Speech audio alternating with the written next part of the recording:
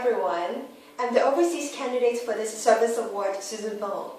I'm currently a Year 3 anthropology student from the Chinese University of Hong Kong, and I'm now having an exchange in the Netherlands. It was such an unfortunate loss to miss the service project which I could have organized with all the devoted awardees. But I'd like to thank the OTSSA for this chance to share 2 of my non-paid service experiences during summer. My first service experience is about being an education ambassador in the Cambridge Museum of Archaeology and Anthropology, while my second one is about creating a self-supporting network for the AIDS impacted children in rural China and SusanFung Foundation. Thanks to the referral of CUHK Anthropology Department, I've got a valuable platform in MAA to revive the life of dead objects, to reinforce the integral platform between donors, researchers and public, and most importantly, to be an education ambassador engaging young children and teens into public outreach activities. While human beings have limited lifespan, artifacts can live forever as the proof of the extraordinary stories from our ancestors. My job is to sustain the mission of each unique artifact through a well-established preservation system, starting from packing, storing, and pest control. My second task is to maintain an accurate and consistent database system to facilitate the information passage process between donors, researchers, and public. It doesn't simply benefit the artifact enthusiast. It ultimately provides the base for museum visits, workshops, and display boards, which can inspire, delight, and educate the public at different backgrounds. And here comes to the most significant part of my service experience. As an education ambassador in MAA, I helped to organize a range of children and young people's participation service outings with Cambridge City Council, reaching around 300 people, mostly from the humble backgrounds in the city outskirts. Our strategy was to share with the young children the MAA collections and the stories through making handicrafts, in which they were educated to appreciate art and express creativity.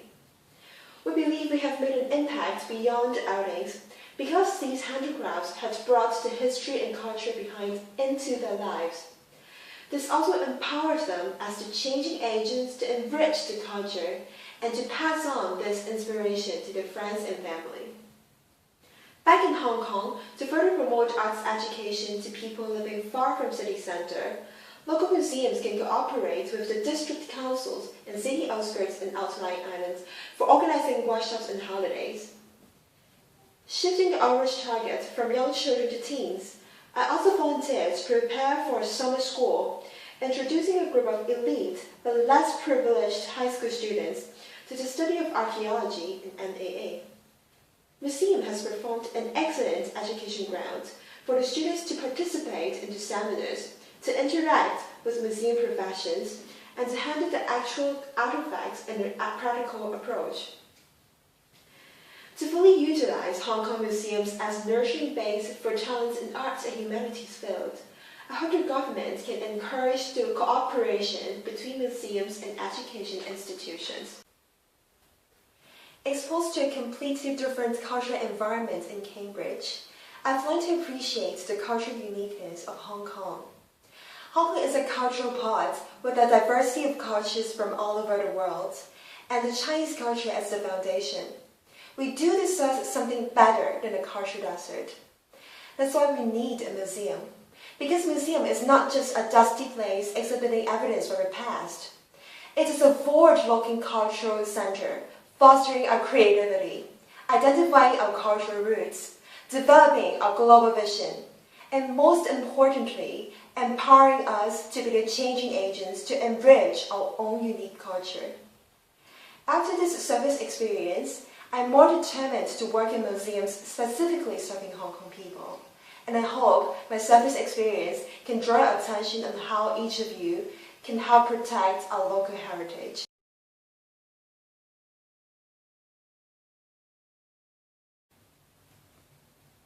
While my first service experience is about embracing the past, my summer internship in SusanFung Foundation is about creating the future. Inspired by my past service visits, I always found I learned and gained more than I gave. I was touched by that particular moment at that particular place. But what after? To really make a change, I decided to volunteer in Shihai Foundation to help this very touching person, Chong To, to learn how he's changed his life and many other AIDS impacted people, and also what I can do more. Chong To was originally an outstanding investment banker, but he gave up his high-paid job and salary to found CHF after he witnessed the tragedy of HIV epidemics pre-blood selling in rural China. As the father of thousands of AIDS-impacted orphans, his passion has motivated me to join the war against HIV for these orphans. CHF is a locally founded charity, changing more than 15,000 AIDS-impacted lives cumulatively with the mission of wisdom into action. To nurture them into self-sufficient changing agents with social impact, CHF ensures no orphanages for their social integration with non-AIDS impacted children. It also stresses long-term commitment with a clear end goal of educating the children of knowledge and social responsibility until their graduation from school. During my summer internship, the service experience includes providing groundwork to AIDS-impacted lives, public education and promotion, as well as fundraising support. EcoBag's business is one of the groundwork supporting AIDS-impacted lives. CHF has cooperated with EcoBag's social enterprises, employing AIDS-impacted women as the manufacturers, and also offering development opportunities for the children from art counseling program to design the program. A major part of my service was to help with the storage management of these eco-bags, ensuring them in good condition for charity sales, and to make the best use of limited storage space, and to maintain a database on the ordering quantity of stock in the long-term future, which is crucial to facilitate the partnership between EcoBag Social Enterprise and CHF. Besides the frontline direct service, CHF values local public awareness towards their needs. Not only it is about winning public support, it also aims to educate how Hong Kong people can share love with the less fortunate in rural China. With an aim to promote CHF work to families of different backgrounds, I helped to organize a public event called Pizza for Dad Made by You with our partner Pizza Express Group in Tsim Sha Tsui and Kwun Tong. Our strategy was to introduce the young children to the situation of AIDS-impacted children through a funny drama. We also took the chance in question and answer session to promote CHF's mission with their parents. Targeting the volunteers, I also helped to organize friends and supporters gathering, aiming to facilitate idea exchange among the folder supporters, and to recruit new volunteers ranging from young students, social corporate managers, iBankers, and retired. Apart from the backup preparation, I took the initiative to promote these events with my university friends, who may not be aware of the low-profile education work of CHF. To further expand the public exposure to different groups, my work was to establish a media contact database for regular and instant updates of CHF work. Instead of employing a system media database from a public relations company, I had to look for direct contact of passionate reporters who share the same vision with us through marketing research and cold calls. Though it takes more time beyond my 1-month-long summer internship to build up a media network, it embarks a bright beginning on how CHF work can engage the media into the battle against HIV. CHF is a special NGO that seeks to allocate all the funds directly on the groundwork of the AIDS-impacted children.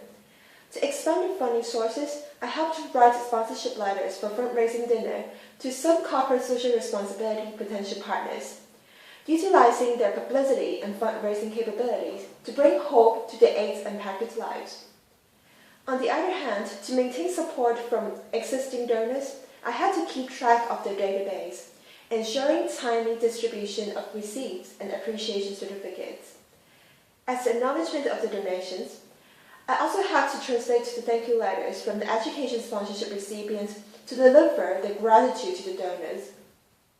With this touching letter, we realized how our backup effort had changed their lives. SageApp has been a unique charity, turning my efforts into grand work, sustaining the companion network for AIDS-impacted communities, offering them development opportunities, and nurturing them as socially responsible changing agents. During the process of public education in Hong Kong, I've been more convinced of SageApp's vision, and so I hope all of you can take this special platform in SageApp to make a change as I do. To wrap up, these two meaningful service experiences had inspired me of my strengths, weaknesses, and future plans serving the community. I hope my sharing can draw your attention on how we can embrace our past for the local cultural heritage and also create the future for the AIDS-impacted children in rural China. Thank you.